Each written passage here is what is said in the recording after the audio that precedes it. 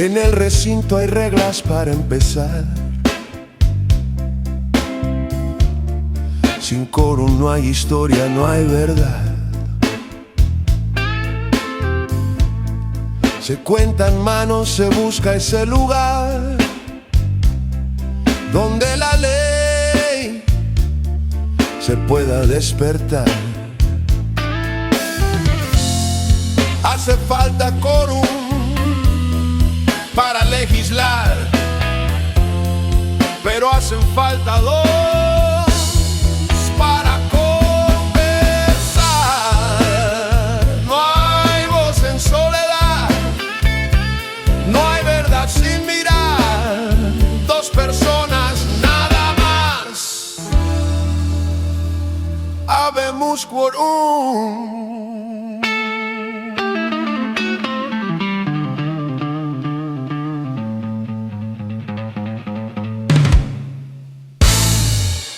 Bueno, en principio, gracias Pablo por recibirme en tu despacho. ¿Cómo era la casa donde naciste allá en Tucumán, San Miguel de Tucumán? Bueno, era una casa de Barrio Sur, mi papá médico, mi mamá médica, ambos.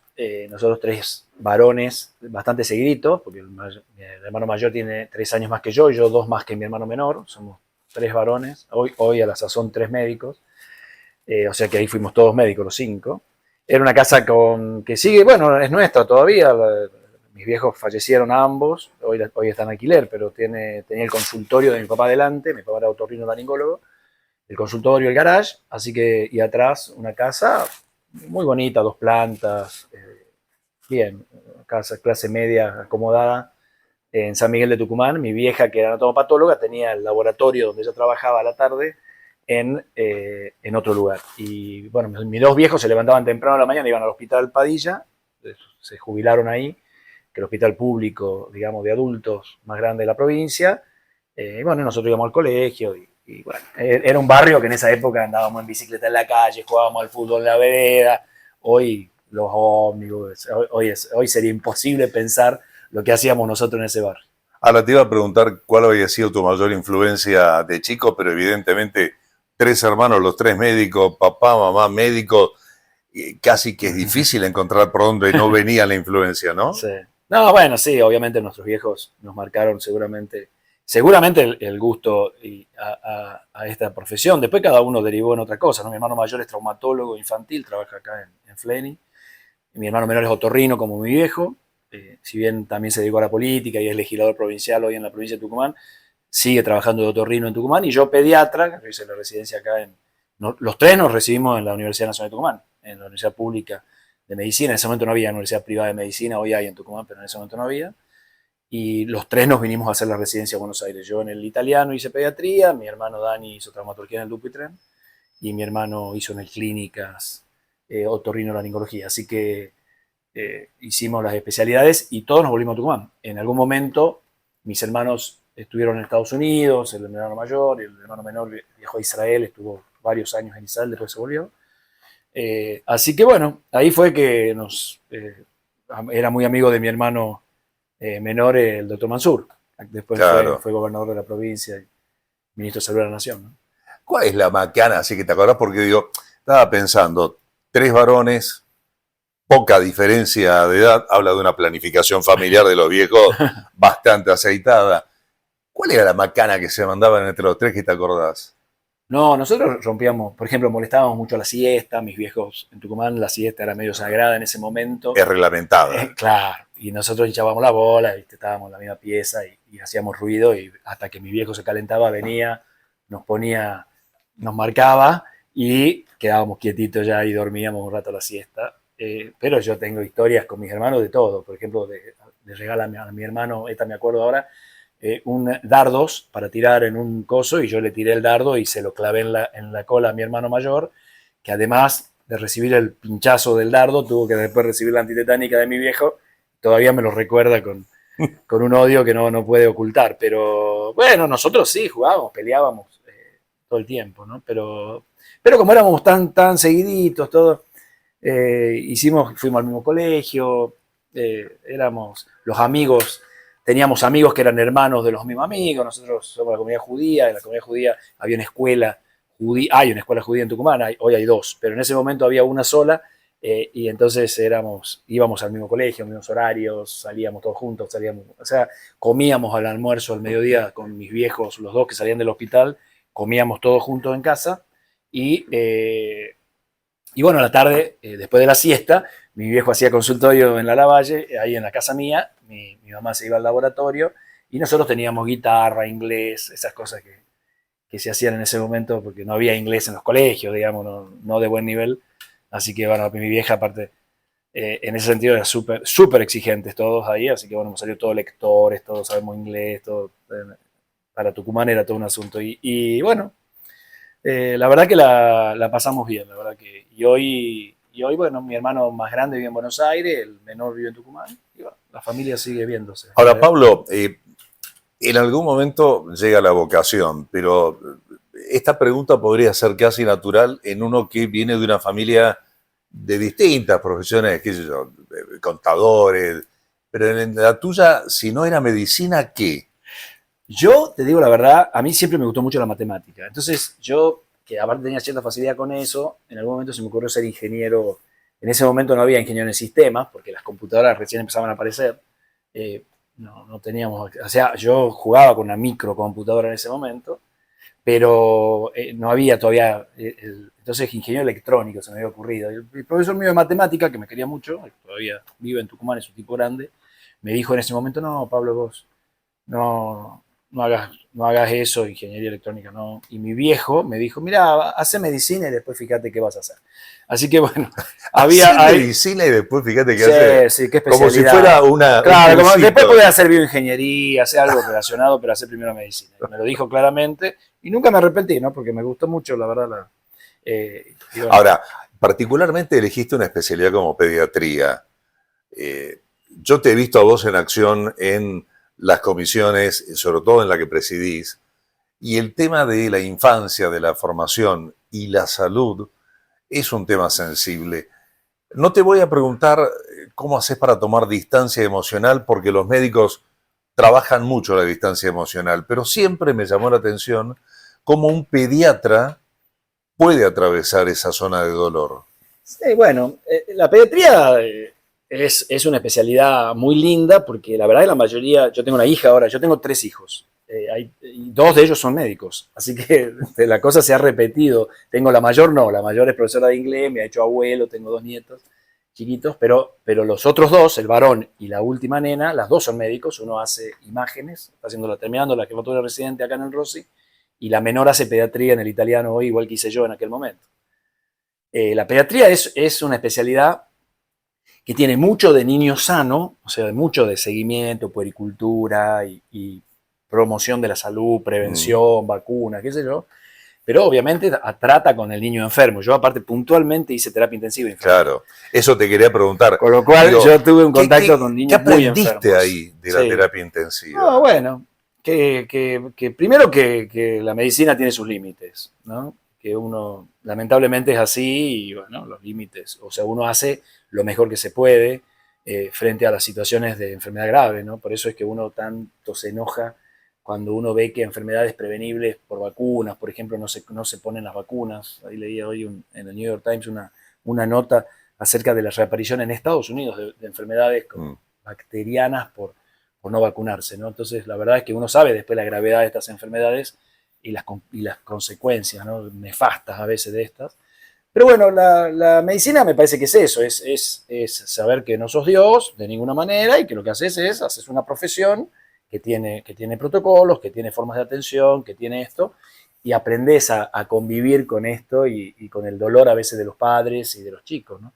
Pero bueno, en general es muy gratificante. Yo siempre he dicho que porque en general la mayoría de los chicos son sanos y la mayoría de los que se enferman se cura. Entonces es una especialidad gratificante. A quienes no la pueden ni ver y entonces hacen otras cosas, pero a mí me gustó mucho. Hice muchos años, porque yo hice la residencia acá en los años 90, en el 95 volví a Tucumán, después la jefatura y ahí hice terapia intensiva, desde el 95, te diría, hasta el 2007, en donde asumí como ministro y ahí dejé un poco el consultorio, pero en esos años hice una experiencia muy interesante con muchísimos pacientes en Tucumán y no solo de terapia, porque hacía consultorio también, ¿no? Sos un hombre de ciencia, hablaste de Dios. ¿Sos un tipo creyente? Mira, yo soy de una familia tradicional judía, en donde lo tradicional, o sea, lo que es ir al templo en el Día del Perdón, ayunar, el Año Nuevo, nosotros íbamos a una escuela judía, así que yo aprendí hebreo. Tengo una cosa con la comunidad judía muy importante y he tenido momentos en mi vida con la creencia, ¿no? Como decía un rabino que conozco, con la metáfora de Dios que cada uno va tomando, ¿no? Y te diría que he tenido momentos en donde se me cruzó por la cabeza ser rabino, digamos, al final del secundario. Obviamente rabinos del área conservadora del judaísmo, ¿no? Del área, acá sería Betel, qué sé yo, Danny Goldman, esa línea. Después no pasó. Pero en ese momento tuve un momento de creyente, digamos, y de ir al templo y todo esto. Pero hoy, la verdad que si bien mis hijos son creyentes, bastante, algunos de ellos, por lo menos dos de tres, yo ando más en un tema menos creyente. ¿Sabes Digamos. por qué te Si lo... bien tengo mucho respeto por las religiones, creo que son necesarias, Sí. y etcétera, todas, me parece que le hacen bien al ser humano, etcétera. Yo, el concepto así de creyente, me parece que excede lo que hoy siento por esto.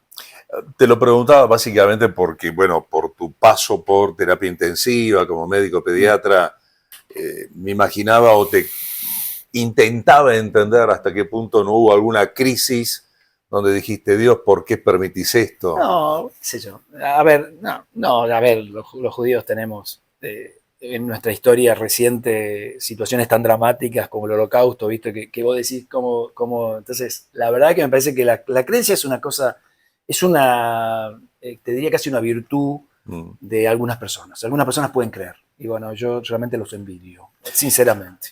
Yo no estoy en ese grupo. Te llevo a un territorio un poco más amable y no te voy a pedir fecha porque no te quiero comprometer. ¿Cómo conociste a tu mujer? Y fíjate que no te pregunto fecha, porque a lo mejor ahí... Sí, claro. Yo conocí a mi mujer, la conocía en Tucumán, porque es de la comunidad judía también, entonces nos conocíamos.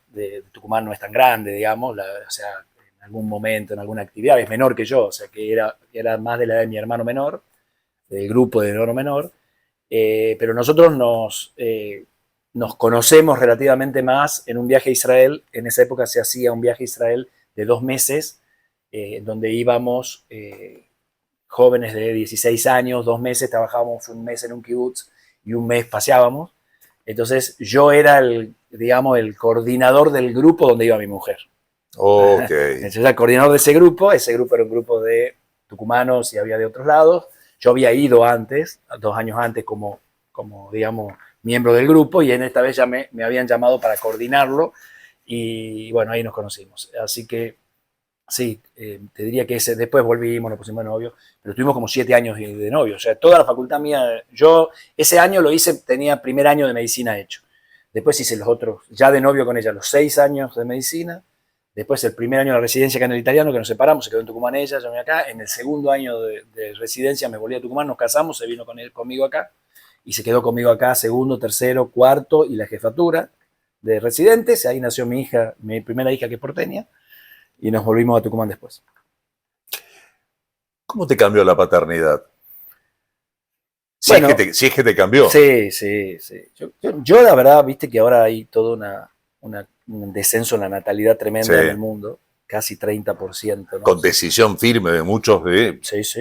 Y yo, como te digo, mi hija mayor me dio 2 nietos ya, se dio ella 2 hijos y yo me agarré 2 nietos. Y mis otros 2 hijos que están en pareja, no sé si van a tener hijos, porque la verdad hay una tendencia bastante grande a no tener. Yo creo que para mí no hay cosa más impresionante que la paternidad. Yo la verdad que valoro, creo que es una experiencia intransferible, que la fe, el amor que uno tiene por un hijo, y te digo por un nieto, es una cosa que excede los problemas que obviamente genera la paternidad, las responsabilidades, la necesidad de cuidado, todo esto es definitivamente complejo, pero yo, que aparte era pediatra y que vivía trabajando con chicos y con familias y todo, era como una cosa... Y en esa época la verdad que nadie se lo planteaba, ¿no?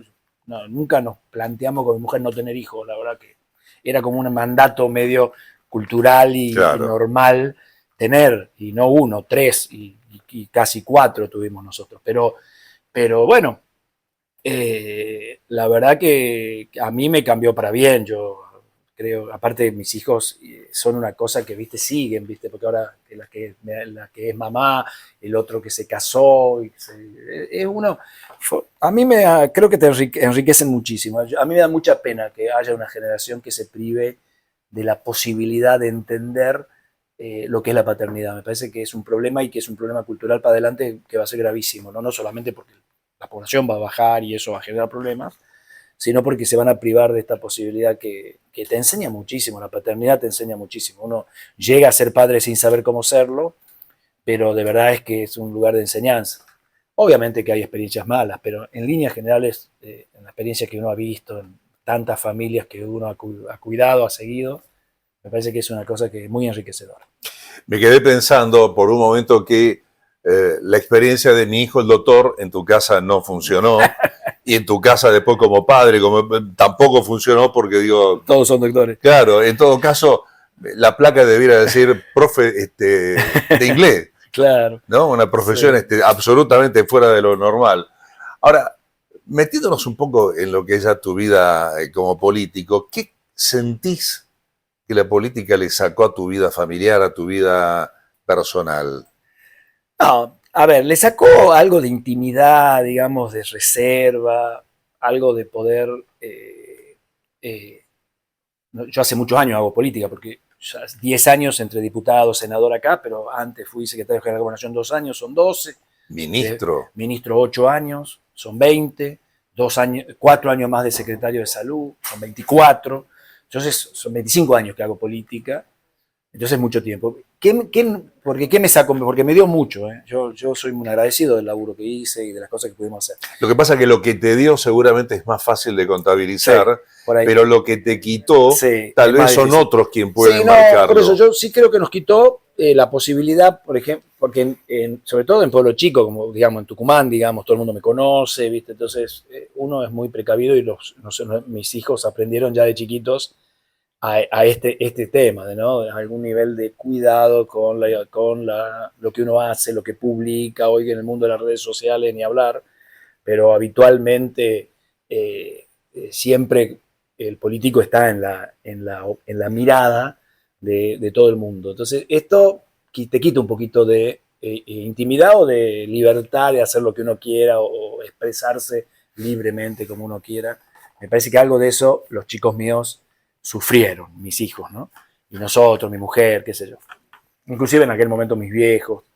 Pero bueno, yo no me arrepiento. La verdad, mirá que el esfuerzo de ser médico, de hacer la residencia de italiano, de todo lo que hice, digamos, sobre todo muchos pacientes en aquel momento me decían, pero ¿cómo vas a dejar la pediatría? Vos que sos tan bueno, por supuesto, la visión de ellos, ¿no? Y bueno, para mí fue un crecimiento. Yo mira, de ministro, nosotros en Tucumán, la verdad que conseguimos que la mortalidad infantil se pusiera a nivel de la media nacional. Yo de ministro inauguré 4 hospitales grandes en Tucumán, 4 hospitales grandes. Y no es que los inauguré como obra, sino que están trabajando, hoy siguen trabajando, ¿no? Son hospitales grandes, y yo voy y está la placa, ¿viste? Y yo me acuerdo lo que nos costó hacerlo y cómo lo financiamos, porque uno se financió con PAMI, el otro lo financiamos con Fondo de España, el otro lo financiamos con plata de Desarrollo Social de las Naciones, porque la provincia de Tucumán siempre fue una provincia relativamente pobre y siempre necesitamos que los recursos vinieran de algún lado. Así que todo lo que se hizo con una ingeniería compleja.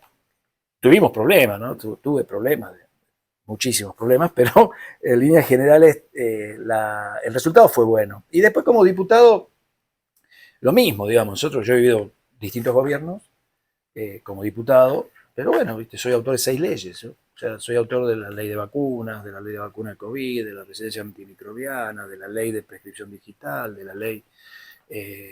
o sea, la verdad que hicimos muchas cosas.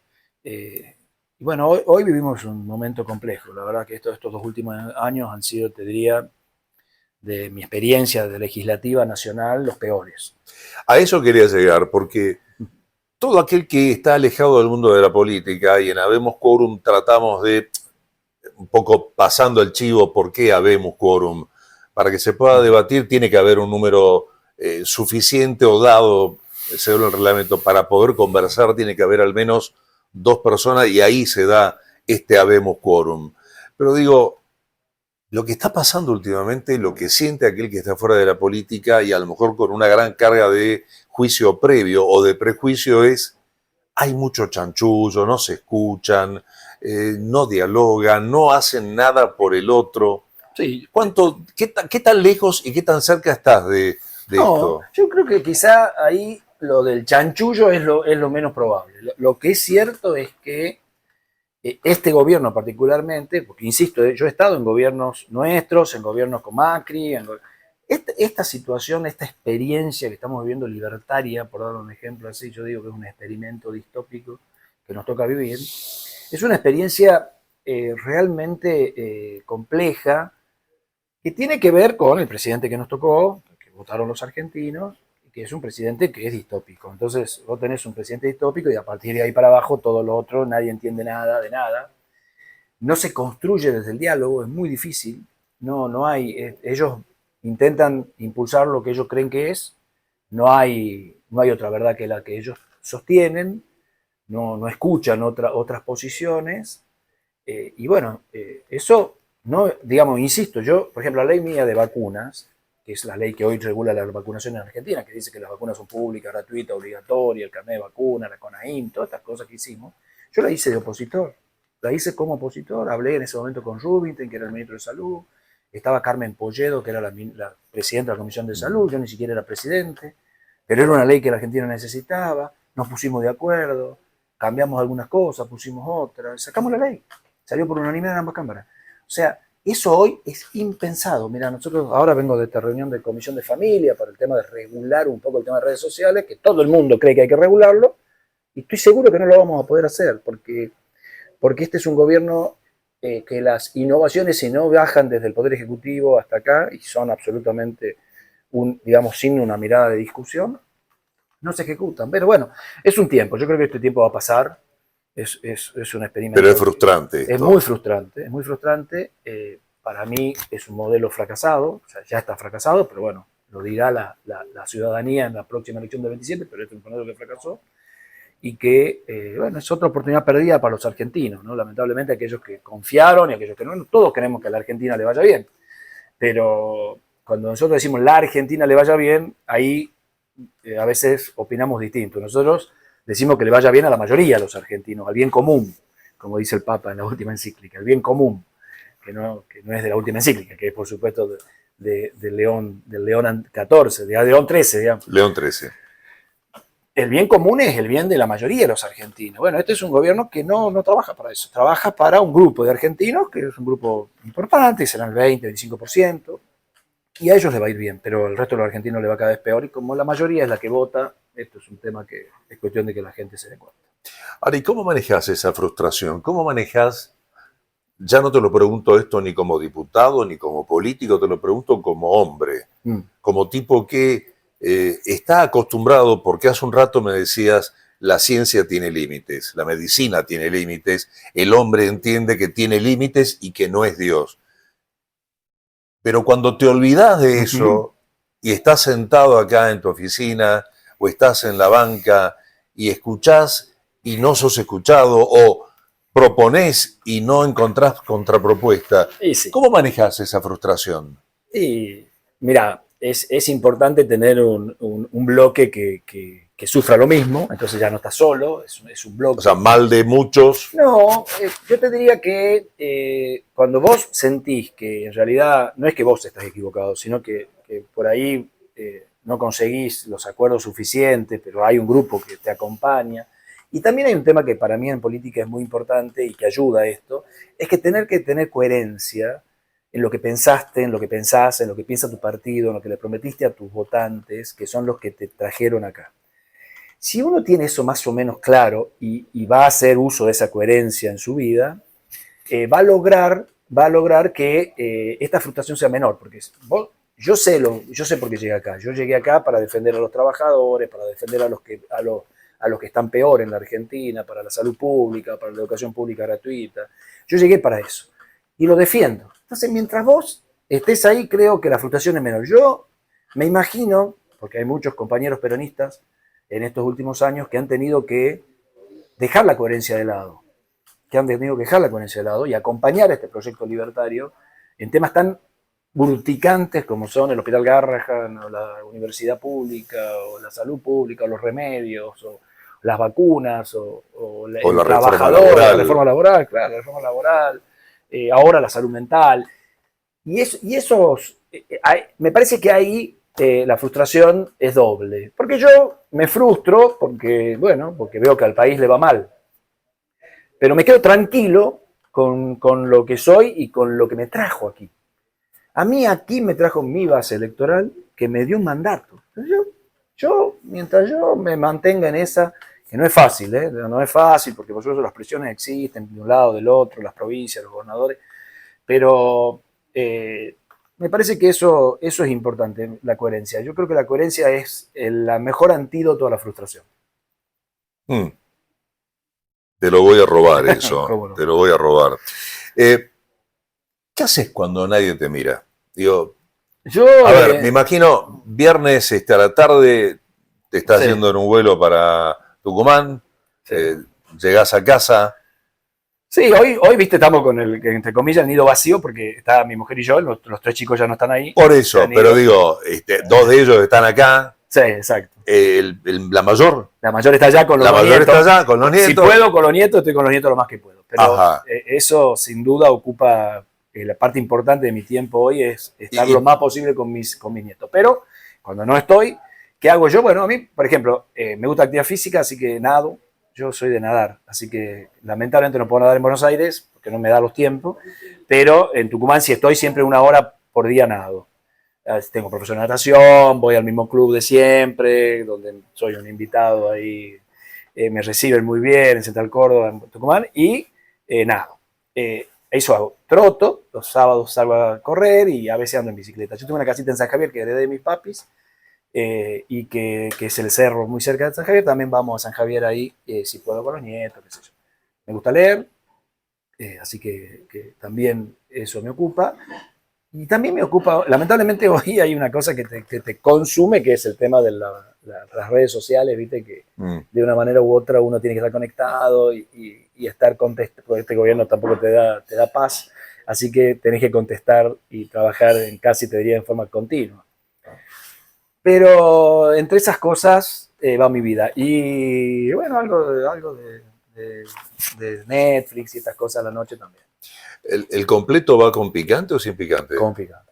Con picante. Yo sí. Nosotros somos súper picanteros, desde mis viejos hasta el último, hasta mi hijo varón. Todo picantero. Y el completo de milanesa en Tucumán es con picante. Es con picante. Con picante. Pablo, ¿y la música? ¿Qué lugar ocupa en tu vida? No tanto. Yo tengo, mi hijo varón toca el órgano, yo toco la guitarra, pero como cualquier tucumano, digamos, o sea, algunas zambas, qué sé yo, pero nada. Si no tocas la guitarra, no sos tucumano. Y sí, el tucumán en un asado pasa la guitarra y todo el mundo toca, digamos, ahí todo el mundo toca.